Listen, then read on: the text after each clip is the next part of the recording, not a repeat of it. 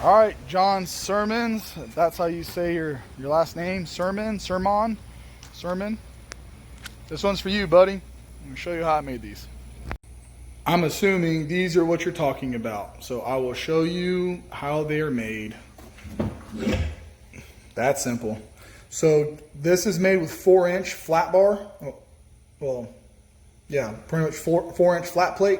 And then this, you could use round stock or a pipe. I had a skinny pipe, so I just cut the pipe and I welded this on here. Now my walls are made off 1/2-inch plywood, so I can hang these wherever I want. But for you, if you wanted to make them yourself, you would have to find a stud in your wall. So all you're going to do is just cut these to the length you want, cut this back here to the length you want, find your center, weld it up. If you want just a straight peg like this one. And then when you find a stud, you have to drill a hole for the screw and then screw the hole into the wall. Now, if you want an angled holder like this one right here, this is 2-inch flat bar with 1/2-inch round stock. And then what I did here is I took a miter saw, well, a chop saw, and I cut an angle on this, placed it on here, and then welded it out. So that's how you make angled ones. You can see they're not perfectly straight from the side because a lot of it's just eyeballing for me, because they're just to hold those up. Now if you look at these over here for my chains, 2-inch flat bar, 1/2-inch round stock, cut at an angle, weld it out. Black paint covers up ugly welds. This one right here, my bar holder, same thing. We 2-inch flat and then 1/2-inch round stock, cut at an angle, weld it out, and then screwed into a stud. These right here for all my accessories, 2-inch flat, 1/4-inch round stock, and then welded out and bent.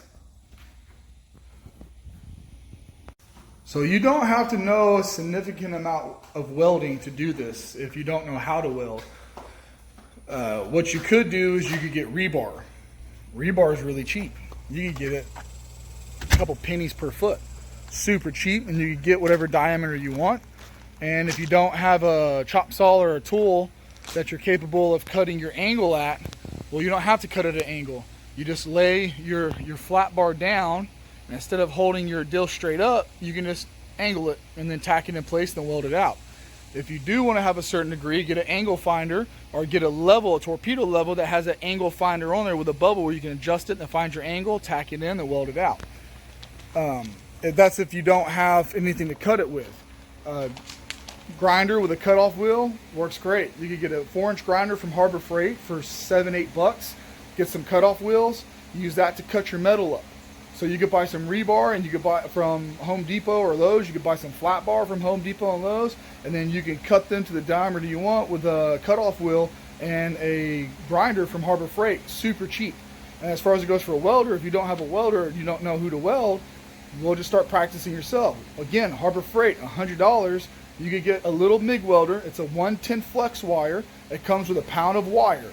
It's going to have everything you need, but you're going to have to get your own gloves and you're going to have to get your own hood. But your hood's like $30 to $50, so maybe $150 plus gloves, so maybe $170 total. But then you open yourself up to unlimited possibilities for what you want to do. Are you going to be great at welding if you never have? Probably not. But you know what? Making chain holders and weight holders and bar holders is a great way to learn how to start. And it doesn't have to be beautiful. It just has to hold, grind it down, put some black paint on it, man. No one would ever know. Assuming you don't know how to weld, for all I know, you could be a master welder or something, and you could probably put my work to shame.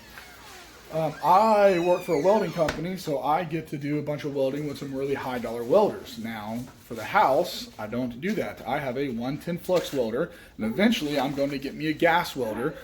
They sell them at Harbor Freight for $400 or $500. Eventually, I'm going to get those.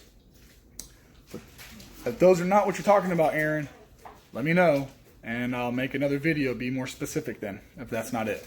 Other thing I don't understand real quick off topic, but I don't understand how I'll get video comments and I have my notifications and comments on, but I don't get notifications and comments. So there's a lot of people that comment on my videos and they ask me things, and I have to go through each one of my videos and select them individually and check the comments, because if not, it doesn't show comments in my inbox or anything else. I don't know why, if that's just an Android thing or what, but it aggravates me. So I try my best to keep up with the comments to post what you guys ask for and everything to help you guys out. So bear with me if it takes a while for me to get back to you.